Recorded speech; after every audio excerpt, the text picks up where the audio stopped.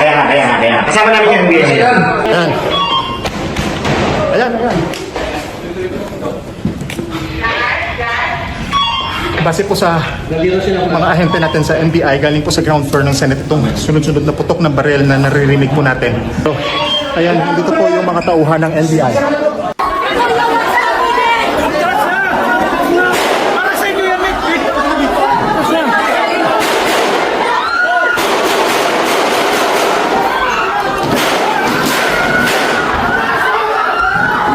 Pero ang sabi ng NBI agents, inutusan daw sila personally and directly ni BBM, arrest bato at all costs kahit sino pa ang mamatay. Senator Amy Marcos, kinumpirma na kagagawan ni Pangulong Ferdinand Marcos Jr. ang nangyaring kaguluhan sa Senado.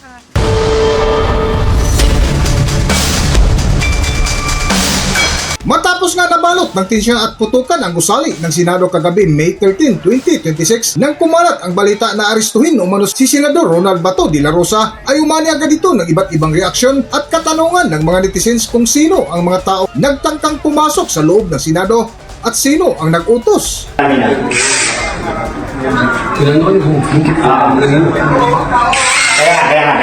Kasama namin yung NBA. Sige. Okay. Ganito. Makapagsipa. Makapagsipa, matamaan ka? Hindi na nila manon. Pinagawa na naman yung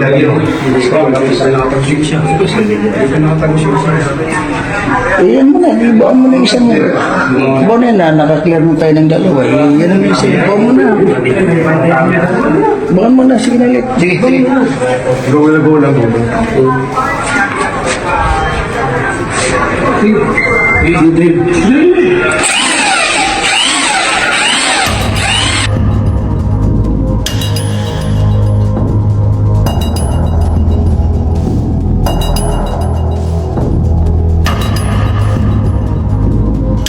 Ayon nga sa mga saksi, bago maganap ang insidente ng putukan ay pumasok di umano sa GSIS building ang ilang ahente ng NBI na kung saan nakuhaan pa ng video na binarina ang ilang bahagi ng building na umano'y tagusan papasok sa loob ng Senate building hanggang sa nagkaroon na nga ito ng putukan.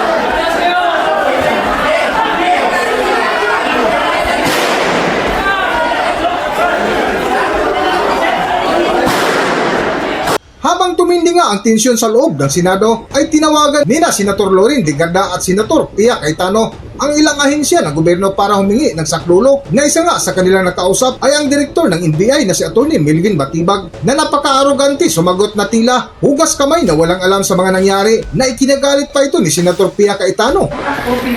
Okay, so si Senator Loren at si Senator Pia finally got in touch with the NBI director. So they're here in the room. We have to turn off the lights dahil may putukan na nangyayari. Si Senator Pia and si Senator Loren called the NBI director. He said wala daw sila dito dahil pinaalis daw nila dito. So he said, please find out what's happening kasi nagpuputukan. Sabi niya walang magagawa kasi pinaalis. And then he started saying, wag kami magtaas ng boses. What will you do, Director, kung may putukan na at lahat ng staff mo at yung mga usaan mo naka-vest na lahat and hindi malaman mangyayari? What would you do? Hindi ba dapat ang sagot mo, ma'am, sir, I'll go there, I'll make sure you'll help. That's what I was expecting him to say. When Senator Lauren was talking to him very calmly, I said, "What are you gonna do about this? Pinuputukan kami dito." Tapos sabi niya, "Hindi kami makalapit, pinalis niyo kami dyan." Sabi ko, "Well, then do your job. Make us safe. This is not good. Ma'am, wag mo ako sigawan." Yun lang ang masasabi mo sa akin. Pinuputukan kami, sasabihin mo sa akin, wag kitang sigawan. Sumisigaw ako dahil mataas ang emotion. So, because pinuputukan I'll give kami everyone dito. context. 4 senators got tips 30 minutes ago while we were talking na umalis na dito kasi may mangyayari. So, yung isa kapwa senador, yung iba kung sino-sino nagsabi. So, the emotions are high here because bakit kami paalisin? We're waiting for the articles of impeachment and we're having a meeting. Nasabi lang dadating na. So, again, no? Kung sino nakikinig from the government, this is the Senate of the Philippines. We are allegedly under attack. The Sergeant of Arms has confirmed na may putukan na dito. So please, kung sinong nanonood, sinong nakikinig, we expect yung tawagan namin would understand the emotions here and will say we'll do something about it. No? So the rest, mga nasa Senate, turn off the lights, stay low. Kung may active shooters, follow the protocols.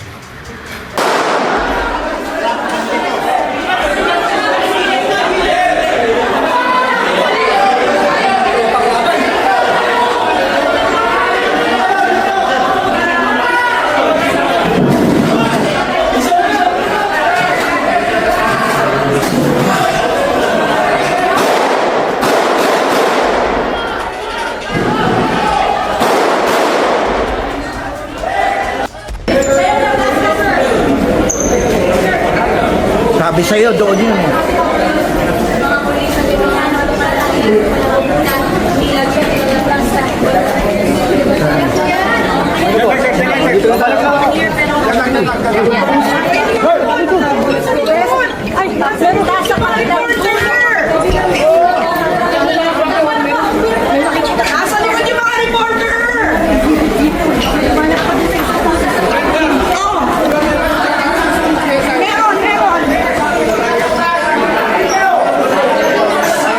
Ito ang pintuan dati, yung diretso sa GSIS, saan sila pumunta?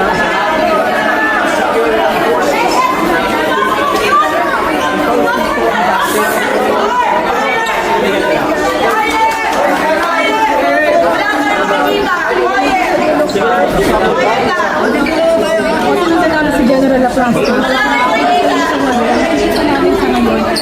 Yung nakapolis sa probation.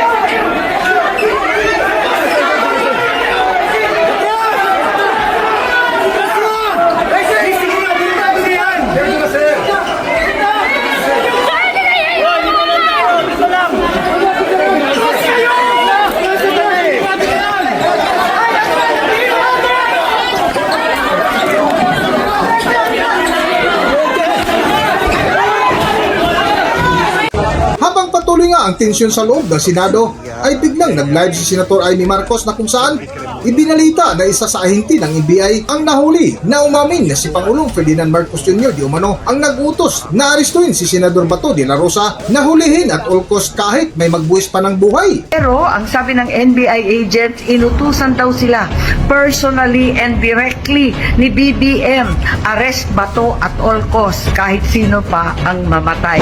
Kahit sino pa. At yung karamihan ng mga senador nagsiakyatan para bisitahin si Bato kung okay pa rin siya. Dahil kami nagtataka at nagdatingan yung mga opisyal na kada isa, kanina, hindi sumasagot sa amin, denied to death sila. Sabi nila lahat na talagang wala silang kinalaman. Nag-umpisa sa ating PNP, dumating si John Vic Rebulla, wala rin siyang kinalaman. Ganon din ang NBI, dead ma rin. Lahat sila walang alam, pero putukan, tuloy-tuloy. Ganon din, kinausap pa si Presidente Bongbong, si BBM. Sabi din, hindi naman daw niya utos yun, ba't daw nagkaganon. Andito pa kami, kanina pa kami narito, pero talagang walang umaamin, walang may alam, lahat sila gulatan. Hindi ko maintindihan. Nako, nagkakaputukan na dito sa inyong Senado, amoy usok na sa lahat ng sulok, hindi namin mahanap ang aming mga kapwa senador at hindi kami makapaglabasan. Ay, eto, ang sabi nila, talagang denied to death. Pero, ang sabi ng NBI agent, inutusan daw sila personally and directly ni BBM, arrest Bato at all cost kahit sino pa ang mamatay, kahit sino pa ang madali, basta pasukuin si Bato. Matapos nga ang hugas kamay ni na Pangulong Ferdinand Marcos Jr. at NBI Director Attorney Milvin Matibag na walang alam sa mga nangyaring kaguluhan sa loob ng Senado, ay may lumabas ngayon na isang video na kumpirmadong NBI nga ang nasa likod ng GSIS building na nakipagputukan sa mga usahan ng Senado. Para sa buong kwento, narito ating panuorin ang video. Narito ang video.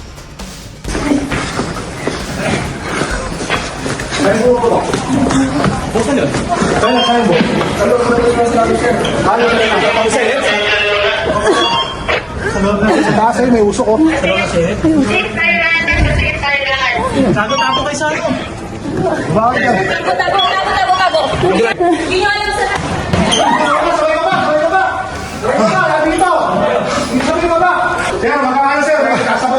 At naririnig din natin sa kabilang side itong putok. Ayun po, naka-standby po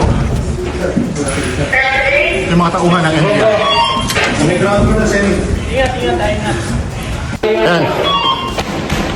Ayan. Base po sa mga ahente natin sa NBI, galing po sa ground floor ng Senate itong sunod-sunod na putok ng baril na naririnig po natin.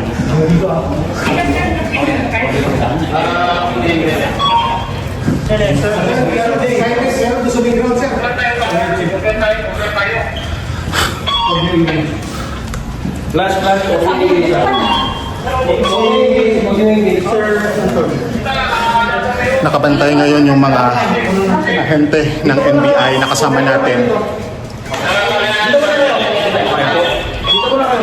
Sa flash, huwag kang i-engage!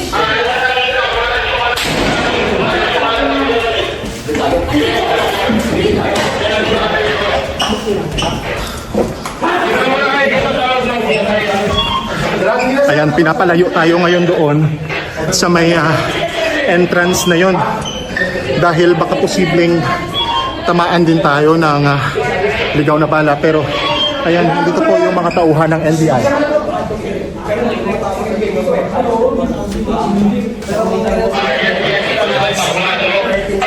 Sarado mo na lang yan, sarado mo yan. Dahan-dahan lang, ha? Sarado mo lang.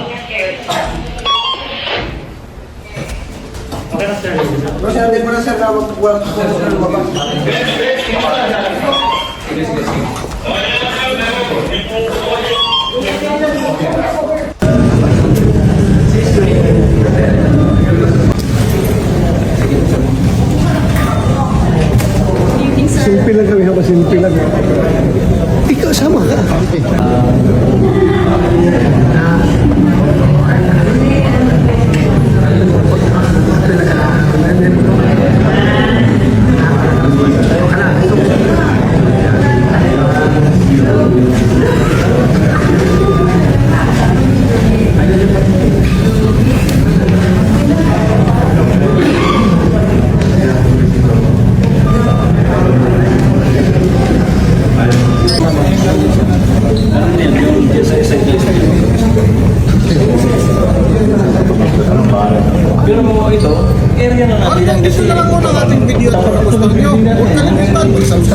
Tingnan natin yan.